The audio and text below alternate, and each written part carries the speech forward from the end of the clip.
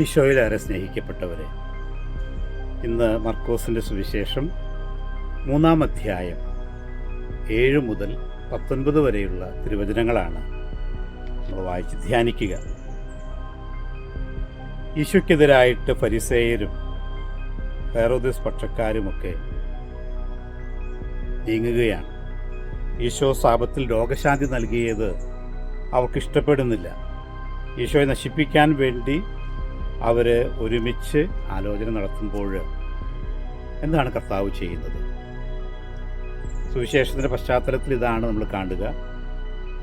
കർത്താവ് കടൽ തീരത്തേക്ക് വരികയാണ്. ഒരുപക്ഷെ അവിടെ ഈശോയെ കാത്തിരിക്കുന്ന ജനക്കൂട്ടമുണ്ട്. ഈശോയുടെ വാക്കുകൾ കേൾക്കാൻ, ഈശോയുടെ അത്ഭുതം കാണാൻ, അനുഭവിക്കാൻ സാധിക്കുന്ന ജനമുണ്ട്. അവർ കുറേ കൂടി സാധാരണക്കാരായ മനുഷ്യരാണ്, പാവങ്ങളാണ്, ഈശോയെ സ്വീകരിക്കാൻ തുറവിയുള്ളവരാണ്. കർത്താവ് അവിടേക്ക് ഒന്ന് പിന്മാറുന്ന, അല്ലെങ്കിൽ ആ കടൽ തീരത്തേക്ക് ചെല്ലുന്ന രംഗമാണ് നമ്മൾ ഇന്നത്തെ സുവിശേഷത്തിൽ ആദ്യമായിട്ട് കാണുക.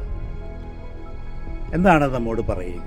ഈശോ അവിടെ ഒരു പിന്മാറ്റം നടത്തുന്നത് യഹൂദന്മാരുമായിട്ടുള്ള, അല്ലെങ്കിൽ ഹെരോദസ് പക്ഷക്കാരുമായിട്ടുള്ള വാഗ്വാദത്തിൽ നിന്നൊക്കെ ഒന്നൊരു പിന്മാറ്റം നടത്തുന്നത് എന്തിനു വേണ്ടിയിട്ടായിരിക്കാം?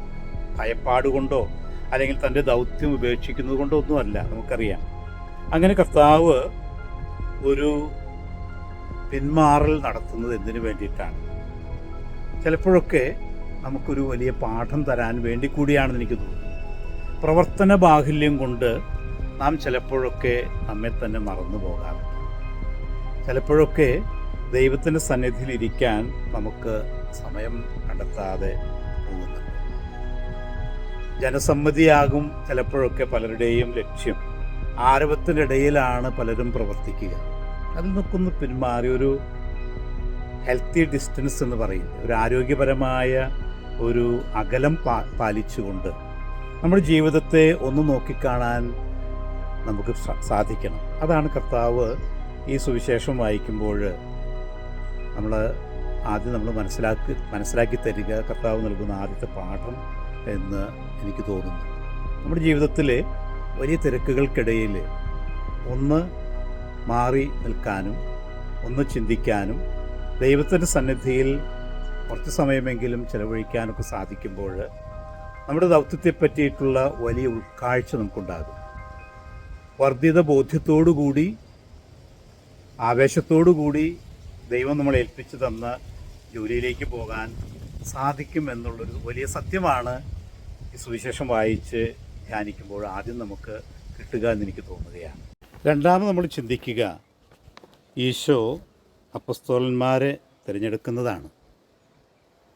കർത്താവ് മലമുകളിലേക്ക് കയറി, എന്നിട്ട് തനിക്കിഷ്ടമുള്ളവരെ അടുത്തേക്ക് വിളിക്കുന്നു. ഒരു മലമുകൾ കയറ്റമുണ്ട്, സ്നേഹത്തോടെ വിളിക്കുന്നുണ്ട്. അപ്പസ്തോലന്മാരെ നമ്മൾ ഓർക്കുക, വലിയ കുലീന കുടുംബങ്ങളിൽ നിന്നും ആയിരുന്നില്ല, വലിയ വിദ്യാസമ്പന്നരൊന്നും ആയിരുന്നില്ല. സാധാരണക്കാരായ മനുഷ്യരെ ദൈവം പ്രത്യേകമായിട്ട് വിളിച്ചപ്പോൾ അവർ അതിന് പ്രത്യുത്തരം നൽകുകയാണ്. നമ്മുടെ സുഖാനുഭവങ്ങളുടെ സമതലത്തിൽ നമ്മൾ ഉയരണം, കർത്താവിൻ്റെ സാന്നിധ്യത്തിലേക്ക് കയറണം എന്നുള്ള സത്യമാണ് രണ്ടാമത് നമ്മൾ ചിന്തിക്കുക. അവിടെ നമ്മൾ വിളിക്കുന്നത് അവിടത്തോടു കൂടി ആയിരിക്കാനാണ്, പ്രാർത്ഥനയിൽ അവിടത്തോടു കൂടി ആയിരിക്കാനാണ്. ആ ശക്തിയിൽ നിന്ന് ഊർജം സ്വീകരിച്ച് വചനം പ്രസംഗിക്കാനാണ്. ജീവിതം വഴി, വാക്കുകൾ വഴിയായിട്ട് വചനം പ്രസംഗിക്കാനാണ് ഈശോ നമ്മളെ വിളിക്കുന്നത്. അതുപോലെ തന്നെ പൈശാചിക ശക്തികളുടെ മേൽ ശക്തമായ സ്വാധീനം ചെലുത്താൻ കർത്താവ് നമ്മളെ വിളിക്കുകയാണ്.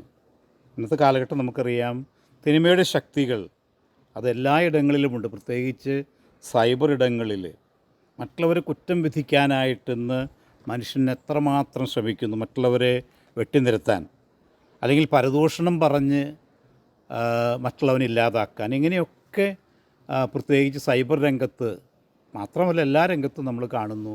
ആ തിന്മയുടെ ശക്തി വളരുന്നത് നമ്മൾ കാണുമ്പോൾ അതിനെതിരെ നിൽക്കാൻ ഉള്ള ഒരു വിളിയാണ് നമുക്കുള്ളത് എന്നുകൂടി ഓർക്കുക. അപ്പോൾ യേശുവിനോടൊപ്പമായിരിക്കുന്നത് ഈ വചനം പ്രസംഗിക്കാനും ജീവിക്കാനും അതുപോലെ തിന്മയുടെ ശക്തികളുടെ മേൽ ശക്തമായിട്ടുള്ള ആ സ്വാധീനം ചെലുത്താനുമാണ് എന്നോർക്കുക. മൂന്നാമത് നമ്മൾ ചിന്തിക്കുക ആ അപ്പസ്തോലന്മാരുടെ ലിസ്റ്റിൽ ഏറ്റവും അവസാനം കടന്നു വരുന്ന യൂദാസ് കറിയോത്തയെ പറ്റിയിട്ടാണ്. തൊട്ടു മുമ്പ് നമ്മൾ കാണുന്നുണ്ട്, അശുദ്ധാത്മാക്കൾ യേശുവിനെ കണ്ടപ്പോൾ അവൻ്റെ മുമ്പിൽ വീണ് നീ ദൈവപുത്രനാണ് എന്ന് വിളിച്ചു പറയുന്നുണ്ട്. മനുഷ്യർക്ക് യേശുവിനെ തിരിച്ചറിയാൻ സാധിക്കുന്നില്ലെങ്കിലും പിശാചിന് സാധിക്കുന്നുണ്ട്. പിശാച് യേശുവിനെ വെളിപ്പെടുത്തുന്നത് നല്ല കാര്യമാണ് എന്നാണ് നമുക്ക് പെട്ടെന്ന് തോന്നുക. പിശാചിൻ്റെ ശക്തി അവസാനിക്കുന്നു, പിശാച് പോലും കീഴടങ്ങുന്നു എന്നൊക്കെയാണ് നമ്മൾ കാണുക. പക്ഷേ ഇവിടെ കർത്താവ് കർശനമായ നിർദ്ദേശം നൽകുന്നു, തന്നെ വെളിപ്പെടുത്തരുതെന്ന്. എന്തായിരിക്കാം അതിന് കാരണം? നന്മയാണെന്ന് തോന്നിപ്പിച്ച് തിന്മ ചെയ്യുന്നവനാണ് പിശാച്. യേശുവിൻ്റെ പ്രവർത്തനം മുടങ്ങിപ്പോകാനായിട്ട് ഇടവരുന്നു. കാരണം ദൈവപിതാവിൻ്റെ പദ്ധതിയിൽ തനിക്ക് പ്രവർത്തിക്കേണ്ട കാര്യങ്ങളൊക്കെ ഇനിയും നിറവേറ്റാനുണ്ട്. അപ്പോൾ ഈ സമയത്ത് യേശുവിനെ അശുദ്ധാത്മാക്കൾ ദൈവപുത്രനാണെന്ന് വിളിച്ചു പറഞ്ഞു കഴിഞ്ഞാൽ ചിലപ്പോഴൊക്കെ അവരുടെ ആ യഹൂദന്മാരുടെ പ്രതിരോധം, എതിർപ്പ് ശക്തമാകുകയും ഇനിയും ചെയ്യാനുള്ള കാര്യങ്ങൾ കർത്താവിന് ചെയ്യാൻ പറ്റാതിരിക്കുകയും ചെയ്യും. അപ്പോൾ നല്ലതാണെന്ന് തോന്നിപ്പിച്ച് തിന്മയിലേക്ക് നയിക്കുന്ന കാര്യങ്ങളാണ് പൈശാചിക ഭാവങ്ങൾ. യൂദാസിനെ പറ്റി ഇത് തന്നെയാണ്. നന്മയ്ക്ക് വേണ്ടിയിട്ടാണ് ചെയ്യുന്നത് എന്ന് തോന്നിപ്പിച്ച് ആ മനുഷ്യൻ സ്വാർത്ഥതയിലേക്ക് ഓരോ ദിവസവും നടന്നെടുക്കുകയായിരുന്നു. കർത്താവിൻ്റെ കാല് കഴുകാൻ ഉപയോഗിച്ച സുഗന്ധ തൈലം, അതിനെപ്പറ്റി മറ്റൊരു കാഴ്ചപ്പാടാണല്ലോ യൂദാസിനുണ്ടായിരുന്നത്. പക്ഷെ അത് ആത്മാർത്ഥമായിരുന്നില്ല എന്ന് നമുക്കറിയാം. അത് ഗുരുവിനോടുള്ള സ്നേഹം കൊണ്ടല്ല, പാവങ്ങളോടുള്ള സ്നേഹം കൊണ്ടല്ല, തന്നോട് തന്നെയുള്ള സ്നേഹം കൊണ്ടായിരുന്നു. അപ്പോൾ ഈ ഒരു വലിയ മുന്നറിയിപ്പും നമുക്ക് നൽകുന്നുണ്ട്. നന്മയാണെന്ന് വെറുതെ തോന്നിപ്പിച്ച് തിന്മ ചെയ്യരുത് എന്നുള്ള ഒരു കാര്യം. അപ്പസ്തോലന്മാരെ പറ്റിയിട്ടുള്ള എല്ലാ ലിസ്റ്റുകളിലും അവസാനമായിട്ട് കാണുക യൂദാസ് കറിയോത്തയാണ്. പ്രിയപ്പെട്ടവർ, ഈ 3 ചിന്തകൾ നമ്മുടെ മനസ്സിൽ നമുക്ക് കൊണ്ടുവരാം. ചിലപ്പോഴൊക്കെ നമ്മുടെ ജീവിതത്തിലെ ബഹളങ്ങൾക്കിടയിൽ ഒരകലം പാലിക്കാൻ, കർത്താവിനോട് കൂടുതൽ അടുത്തായിരിക്കാൻ നമുക്ക് സാധിക്കട്ടെ. അതുപോലെ നമ്മെയും കർത്താവ് വിളിക്കുന്ന ഓരോ ദിവസവും ഈശോയോടൊപ്പം ആയിരിക്കാൻ ആ ഒരു മലമുകൾ കയറൽ നമ്മുടെ ജീവിതത്തിലുണ്ടാകണം. കർത്താവ് നമ്മളെ വലിയ ദൗത്യങ്ങളിലേക്ക് നിയോഗിക്കുന്നു, നയിക്കുന്നു. അത് വചനം പങ്കുവയ്ക്കാനും തിന്മയുടെ ശക്തികൾക്കെതിരെ പോരാടാനുമാണ് എന്നോർക്കുക. മൂന്നാമത് നമ്മൾ ചിന്തിക്കേണ്ട കാര്യം യൂദാസിൻ്റെ ആ പരാജയമാണ്.